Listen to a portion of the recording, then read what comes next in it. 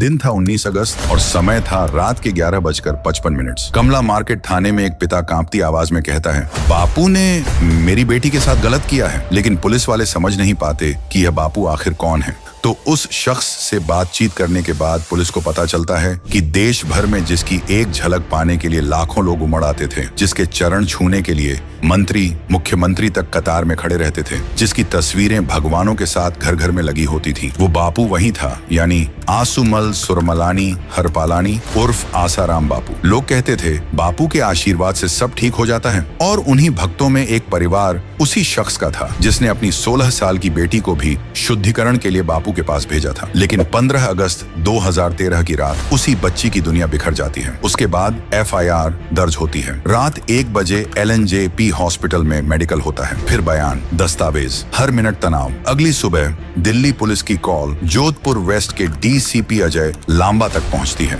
क्योंकि यह घटना राजस्थान में हुई थी, इसीलिए जांच भी उनके दायरे में ही होनी थी। लांबा तुरंत आदेश देते हैं कि मड़ई कुटिया को सील करो, एक भी सबूत गायब नहीं होना चाहिए। जोधपुर महिला पुलिस थाने में नया केस रजिस्टर होता है। ACP चंचल मिश्रा को जांच की कमान मिलती है। SHO मुक्ता पारीक को सह प्रभारी बनाया जाता है। उधर लड़की और उसके माता पिता को सुरक्षा को मद्देनजर कस्टडी में जोधपुर लाया जाता है। और उधर आसाराम के आश्रमों में उथल पुथल होनी शुरू हो जाती है। उनके भक्तों में आक्रोश फैलना शुरू हो जाता है। पुलिस को धमकियां मिलनी शुरू हो जाती हैं। हर कोई बस यही सवाल पूछ रहा था कि क्या एक लड़की की चीख ने भारत के सबसे बड़े बाबा की गद्दी हिला दी, या इसके पीछे कुछ साजिश थी। लेकिन कौन सच बोल रहा था और कौन झूठ बोल रहा था, और क्यों गवाह एक एक करके मारे जाने लगे। 5 साल की जांच और सैकड़ों सुनवाइयों के बाद 25 अप्रैल 2018 को जोधपुर कोर्ट ने फैसला सुना दिया कि आसाराम बापू दोषी हैं। उन्हें उम्र कैद की सजा सुनाई गई। लेकिन ये सिर्फ सजा की कहानी नहीं है, ये उस पूरे खेल की कहानी है जो आसाराम केस के पीछे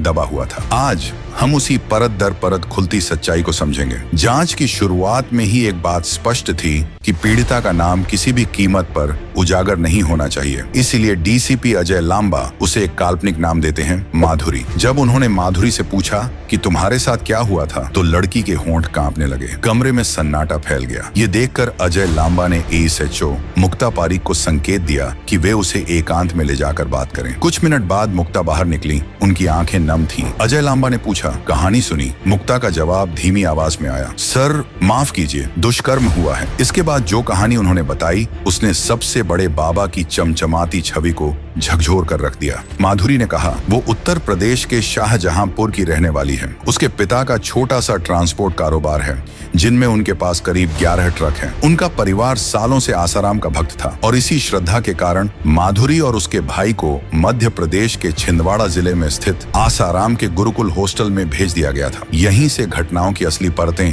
खुलनी शुरू होती हैं। 2 और 3 अगस्त 2013 माधुरी अचानक बीमार होने लगती है। साथ की लड़कियां वार्डन शिल्पी को खबर करती हैं। शिल्पी कमरे में आती है, हल्का सा देखती हैं और सिर्फ इतना कहती हैं, आराम करो। अगले दिन भी हालत बिगड़ती है, लेकिन डॉक्टर को दिखाने की जरूरत किसी को नहीं लगती। 2 दिन बाद उसे हॉस्टल डायरेक्टर प्रकाश के दफ्तर ले जाया जाता है। वहाँ पहले से मौजूद एक लड़की माधुरी के कान में फुसफुसाती है, तुझ पर भूत का साया है। डायरेक्टर प्रकाश भी वहीं रट लगाते हैं कि तुम भी इन शक्तियों से ग्रस्त हो, मंत्र जपो, सब ठीक होगा। लेकिन माधुरी के पेट में दर्द उठता गया, लेकिन इलाज की जगह उसे मंत्र, जप और साधना ही दिए जाते रहे। अगले दिन शिल्पी वार्डन फिर से माधुरी के कमरे में आई। इस बार उनका बयान गंभीर था। बापूजी को सूचना दे दी है, तुम्हारे भाई को भी कह दिया है कि माता पिता को बुला लें। 8 अगस्त को उसके माता पिता छिंदवाड़ा पहुंचते हैं, लेकिन उन्हें बेटी से मिलने तक नहीं दिया जाता। एक दिन बाद शिल्पी की मौजूदगी में मुलाकात होती है। शिल्पी फिर वही बात दोहराती है, इस पर प्रेत हैं, बापूजी से जल्द मिलवाना होगा। माधुरी के पिता पहले से आसाराम के खास सेवक सेवा को जानते थे। सेवा को फोन किया गया और 12 अगस्त को पूरा परिवार दिल्ली रवाना हो गया बापू से मिलने के लिए। पर दिल्ली पहुंचकर उन्हें बताया गया कि बापू दिल्ली में नहीं, जोधपुर में है। इस तरह 14 अगस्त को परिवार जोधपुर पहुंचा। यहाँ से सेवा उन्हें सीधे मड़ई कुटिया लेकर गया, जहाँ उससे पहले आसाराम 50 से 100 भक्तों के बीच सत्संग कर रहा था। सत्संग खत्म होते ही बापू ने बुलावा भेजा। लेकिन आगे बढ़ने से पहले प्लीज इस चैनल को सब्सक्राइब करके आगे की बेल जरूर दबा दीजिए और साथ ही प्लीज इस वीडियो को भी लाइक कर दीजिए। माधुरी और उसका परिवार अंदर आए और यहीं से इस मामले की असल दास्तान शुरू होती है। माधुरी को देखते ही आसाराम ने अपनी वही बनावटी गंभीर आवाज में कहा, हरि ओम हरिओम, कहाँ से आए हो? माधुरी के पिता ने हाथ जोड़कर जवाब दिया, बापू, हमें आपके पास भेजा गया है। आसाराम मुस्कुराया, जैसे उसे सब पहले से पता हो। अच्छा, तो तुम ही वो लड़की हो जिस पर प्रेतों की परछाई है। चलो, तुम्हारे अंदर बैठे राक्षस को भी आज निकाल ही देते हैं। इतना कहकर वो उठ खड़ा हुआ, तांबे के कलश से पानी लिया, मंत्र बुदबुदाया और माधुरी के चेहरे पर छिड़क दिया। फिर उसने माधुरी के सिर पर हाथ रखा, मानो कोई पवित्र अनुष्ठान चला हो। इसके बाद उसने परिवार से कहा, जाइए, सेवादार विष्णु के कमरे में विश्राम करें। लेकिन असली खेल शुरू होना था रात 10 बजे। रात होते ही संदेश आया, माधुरी को गार्डन में भेजो। परिवार को बताया गया कि 11 दिनों तक अनुष्ठान चलेगा और माता पिता वापस जा सकते हैं। माधुरी ने सोचा, ये गुरुजी हैं, भला क्या गलत करेंगे? और यही विश्वास उसकी सबसे बड़ी कमजोरी बन गया। परिवार को विष्णु देवड़ा के घर भेज दिया गया। अगली सुबह फिर वही हुआ। सत्संग के बीच आसाराम ने इशारे से उन्हें रोका और भीतर बुला लिया। कुटिया के गार्डन में बैठकर उसने अनुष्ठान के नियम बताए। फिर माता पिता को कहा कि वे मेन गेट पर जाकर मंत्र पढ़ें। करीब 500 गज दूर रसोइये ने दूध लाकर दिया और फिर वही रसोइया माधुरी को पीछे वाली सीढ़ियों पर बैठने को कहकर चला गया। कुछ देर बाद माता पिता दूर चले गए, माँ गार्डन की तरफ, पिता मेन गेट की तरफ और माधुरी अकेली रह गई। तभी आसाराम ने अपने कमरे का पिछला दरवाजा खोला, धीरे से बोला, आ जाओ, डरना मत। माधुरी ठिठकी, पर वो भी बाकी भक्तों की तरह उसे भगवान समान मानती थी, इसलिए भीतर चली गई। अंदर वह अपने बिस्तर पर आधा लेटा हुआ था। उसने इशारे से माधुरी को पास बुलाया, उसके हाथों को सहलाना शुरू किया, फिर उसके माथे को अपने होंठों से छुआ और उसके कपड़े उतारने लगा। माधुरी का शरीर कांपने लगा। वो सोचती रही, अगर विरोध किया तो माँ बाप मुझे ही दोष देंगे। गुरु की नाराजगी कहीं और बड़ी न हो जाए। शायद भूत उतारने की कोई गुप्त पूजा होगी। पर जो होने लगा था वह किसी अनुष्ठान का हिस्सा नहीं था। वो एक वृद्ध गुरु का पाखंड और पाशविकता थी। बाहर माता पिता मंत्र जप रहे थे, सोच रहे थे कि अंदर पूजा हो रही है, और कमरे में देश के सबसे बड़े कथित संत की घिनौनी सच्चाई सामने थी। एक नाबालिग के शरीर को नोचता एक बूढ़ा आदमी, जिसे करोड़ों लोग भगवान कहते थे। हजारों साल की तपस्या के बाद भारत ने महान ऋषि मुनि दिए हैं, पर इनके बीच ऐसे नकली पवित्र पुरुष भी पैदा हुए जो श्रद्धा का शोषण करके देवत्व का काला व्यापार चलाते रहे। आसाराम भी उन्हीं में से एक था, जिसने कथित चमत्कारों और प्रवचनों के जरिए खुद को ईश्वर का अवतार बता दिया था, जबकि उसके अंदर वो वहशीपन छिपा था जिसकी कल्पना भी सामान्य लोग नहीं कर सकते थे। माधुरी ने कभी सोचा भी नहीं था कि जिस कमरे में उसे उपचार के लिए ले जाया जा रहा है वही उसकी जिंदगी का सबसे डरावना पल बन जाएगा। कमरे का दरवाजा बंद होते ही आसाराम का पूरा व्यवहार अचानक बदल गया। शुरुआत में मंत्रों और पूजा की बातें करने वाला वह आदमी धीरे धीरे शिकार की तरह उसके करीब आने लगता है। करीब 1.5 घंटे तक माधुरी वहीं बंद रही और उसके साथ जो कुछ हुआ उसे याद करते ही उसका पूरा शरीर कांप उठता है। एसएचओ मुक्ता ने बाद में बताया कि माधुरी ने साफ साफ कहा था। उस डरावने कृत्य के बाद आसाराम बड़ी बेचैनी से उसे देखते हुए बार बार कह रहा था कि वह जल्दी कपड़े पहनकर कमरे से निकल जाए। जैसे ही माधुरी जाने लगी उसने धमकी दी, अगर बाहर जुबान खोली तो तेरे माता पिता और भाई का क्या हाल करूंगा, समझ भी नहीं पाएगी। डरी सहमी माधुरी बाहर आई तो गार्डन में उसकी माँ अब भी मंत्र पढ़ रही थी। माँ ने पूछा, अनुष्ठान कैसा रहा? लेकिन माधुरी के गले से आवाज ही नहीं निकली। वह चुपचाप मुख्य द्वार की तरफ बढ़ी और फटाफट विष्णु के घर की पहली मंजिल पर चली गई जहां वे ठहरे हुए थे। अगली सुबह पूरा परिवार शाहजहांपुर लौट गया। रास्ते भर माधुरी चुप रही। उसके माता पिता को लगा कि शायद अभी भी कोई बुरा साया है, इसीलिए वे भी उसे ज्यादा नहीं कुरेदना चाहते थे। लेकिन माधुरी के अंदर एक तूफान उमड़ रहा था। आखिर वह कैसे बताए कि जिस इंसान को उसके घर वाले भगवान समझते हैं उसी ने उनकी बेटी की जिंदगी उजाड़ दी। घर पहुंचकर माधुरी ने खाना नहीं छुआ और अपने कमरे में जाकर लेट गई। बहुत देर तक सोचने के बाद उसने तय किया कि उसे अब और सहना नहीं है। वह सच्चाई माँ को बताएगी। जब उसकी माँ कमरे में आई और उसके बालों पर हाथ फेरने लगी तो माधुरी का सब्र का बांध टूट गया। वह फूट फूट कर रो पड़ी और बोली, माँ, आसाराम भगवान नहीं है।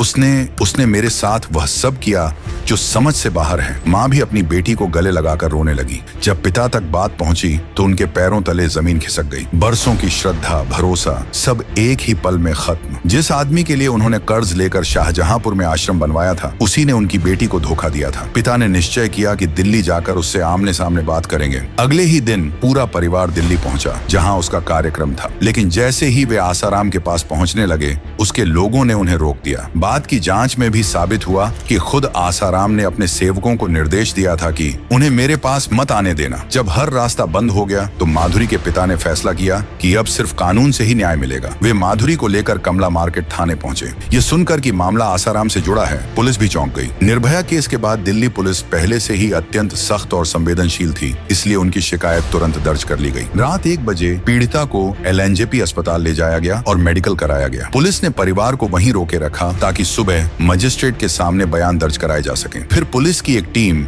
माधुरी को लेकर जोधपुर रवाना हुई, जहां यह घटना हुई थी। आसाराम समर्थक अक्सर यह सवाल उठाते हैं कि एफआईआर में 5 दिन क्यों लगे और यह दिल्ली में क्यों दर्ज हुई, लेकिन कहानी खुद बताती है कि उस डर, धमकी, सदमे और लगातार टाल मटोल के बीच परिवार को सच्चाई समझने, विश्वास टूटने और कदम उठाने में इतना समय स्वाभाविक था। एसएचओ मुक्ता द्वारा पीड़िता का बयान लेने के बाद मामला इतना गंभीर समझा गया कि जोधपुर महिला थाने ने तुरंत पोस्को एक्ट के तहत आसाराम के खिलाफ केस दर्ज कर लिया।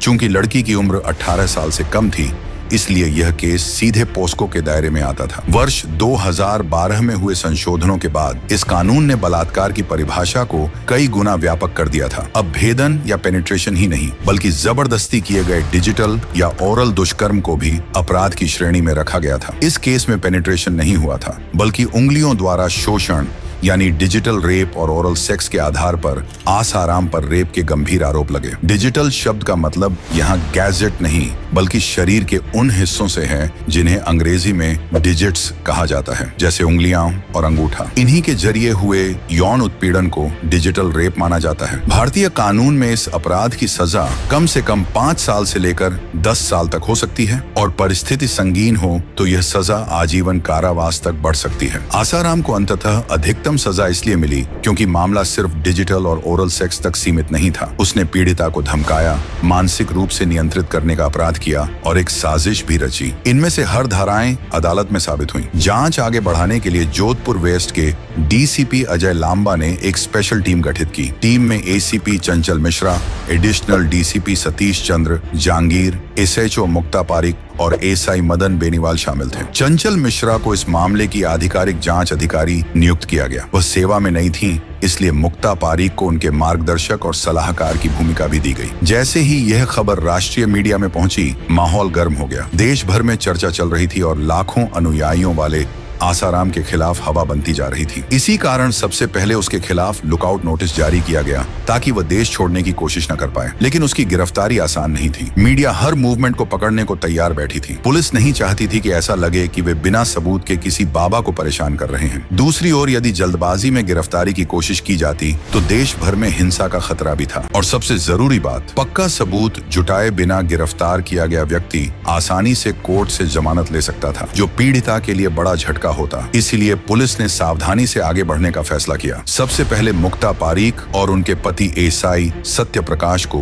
सादा कपड़ों में छिंदवाड़ा आश्रम भेजा गया, जहां पीड़िता और उसका भाई पहले पढ़ते थे। दोनों को एक सामान्य भक्त की तरह रहना था ताकि पहचान न हो सके कि वे पुलिस हैं। उनका काम था पता लगाना कि क्या यह एक अकेली घटना थी या इसके पीछे कोई बड़ी साजिश छिपी थी। वार्डन शिल्पी ने लड़की को डॉक्टर के पास ले जाने की बजाय आसाराम के पास क्यों भेजा? क्या इसी तरह अन्य लड़कियों को भी भेजा जाता था? आश्रम में एक दिन रहने के बाद बड़ी दिलचस्प और चौंकाने वाली बातें सामने आईं। कई लड़कियां अचानक पढ़ाई के बीच में ही गुरुकुल छोड़कर चली गई थी, कुछ तो परीक्षा के समय भी। जब मुक्ता ने उन लड़कियों के पते वाले पुलिस थानों में फोन किए तो पाया कि अधिकतर परिवार इस मुद्दे पर बात करने को तैयार ही नहीं थे। यह व्यवहार खुद ही किसी बड़े सच की ओर संकेत देता था। उधर एसआई भंबर सिंह की अगुवाई में दूसरी टीम इंदौर भेजी गई, जहां इस समय आसाराम रुका हुआ था। धीरे धीरे जांच का घेरा सख्त होना शुरू हो चुका था और पुलिस को यकीन होने लगा था कि मामला उतना साधारण नहीं है जितना बाहर से दिखता है। भंबर सिंह को इंदौर आश्रम में भक्त बनाकर भेजा गया था। उनका मिशन था आसाराम की गिरफ्तारी की जमीन तैयार करना, यह समझना कि बाबा के पास पहुंचना कितना जोखिम भरा होगा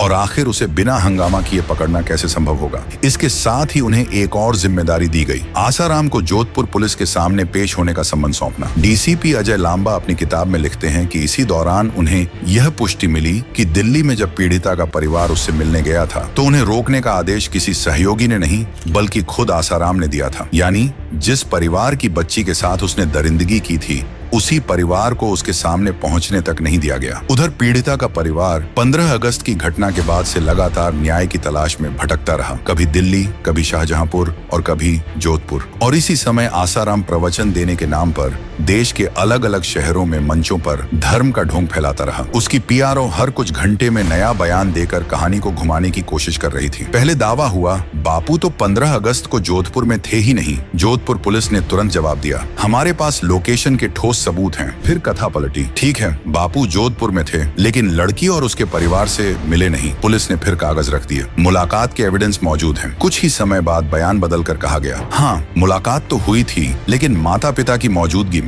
जोधपुर पुलिस ने इस दावे को भी खारिज कर दिया। हमारे पास ये साबित करने के पर्याप्त सबूत हैं कि आसाराम लड़की से अकेले मिला था। जैसे जैसे गिरफ्तारी की खबरें तेज होने लगीं, आसाराम के समर्थक देश भर में सड़कों पर उतर आए। कुछ जगह प्रदर्शन इतने उग्र हुए कि सरकारी और निजी संपत्ति को नुकसान पहुंचाया गया। हिंसा का माहौल बनने लगा था। डीसीपी अजय लांबा लिखते हैं कि जांच के दौरान एक बात बिल्कुल साफ हो गई, लड़की निष्कलंक थी, बिल्कुल भोली। वहीं आसाराम के बारे में जो अंदरूनी तथ्य सामने आए वे रोंगटे खड़े कर देने वाले थे। कई आश्रम कर्मियों ने बताया कि उसे एक तरह का यौन लोभ था। हर रात नई लड़की भेजने की मांग होती थी। हॉस्टल वार्डन शिल्पी, डायरेक्टर प्रकाश और आश्रम मैनेजमेंट के कुछ लोग इस काम में सक्रिय रहते थे। अधिकांश लड़कियां गरीब परिवारों से आती थीं, लेकिन सबसे बड़ी दिक्कत यह थी कि जो लोग यह बातें पुलिस को बताते थे वे ऑन रिकॉर्ड आने से डरते थे। उन्हें जान का खतरा महसूस होता था। अब जोधपुर पुलिस के पास आसाराम की गिरफ्तारी के लिए पर्याप्त आधार बन चुका था। जैसे सबसे पहले मेडिकल रिपोर्ट जिसने साफ बता दिया कि लड़की के साथ यौन उत्पीड़न हुआ है। दूसरा सबूत की घटना की रात आसाराम और पीड़िता एक ही कमरे में थे। तीसरा फैक्ट था पॉस्को एक्ट, जिसमें पीड़िता का बयान तब तक सही माना जाता है जब तक आरोपी उसे गलत साबित न कर दे। यानी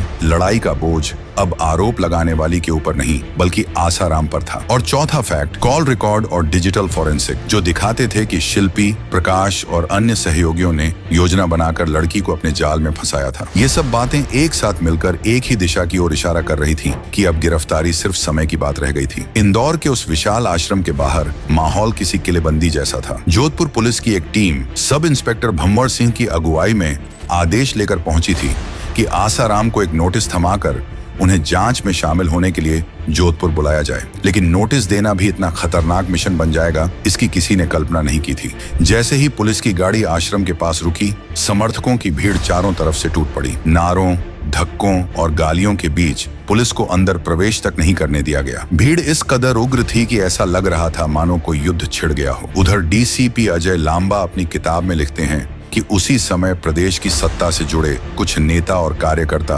जुलूस निकालकर आसाराम के समर्थन में सड़क पर उतर आए थे। वे दावा कर रहे थे कि एक धर्मगुरु के खिलाफ झूठा केस गढ़ा गया है और एक राजनीतिक साजिश के तहत उन्हें बदनाम किया जा रहा है। उस वक्त मध्य प्रदेश में बीजेपी के शिवराज सिंह चौहान की सरकार थी और राजस्थान में कांग्रेस के अशोक गहलोत की सरकार थी। राजनीतिक तापमान भी इस केस को और विस्फोटक बना रहा था। लगभग 8 घंटे की कड़ी मशक्कत के बाद पुलिस आखिरकार आश्रम की दीवारों के भीतर कदम रख पाई। घंटों की खींचतान के बाद आसाराम ने वादा किया कि 29 अगस्त को मैं स्वयं जोधपुर पहुंचकर जांच में सहयोग करूंगा। जोधपुर और इंदौर पुलिस ने उसी वादे के आधार पर हाई लेवल सुरक्षा तैयारियां शुरू कर दी। लेकिन जब 29 अगस्त की सुबह आई तो आसाराम नदारद था, न इंदौर में, न आश्रम में और ना किसी झात ठिकाने पर। ऐसा लगा था जैसे वह हवा में गायब हो गया हो। गायब होने के तुरंत बाद जोधपुर पुलिस ने लुकआउट सर्कुलर जारी कर दिया। अब कार्रवाई नोटिस से आगे बढ़ चुकी थी। यह पूरा देश भर में चलाया जाने वाला एक खोज अभियान बन चुका था और यहीं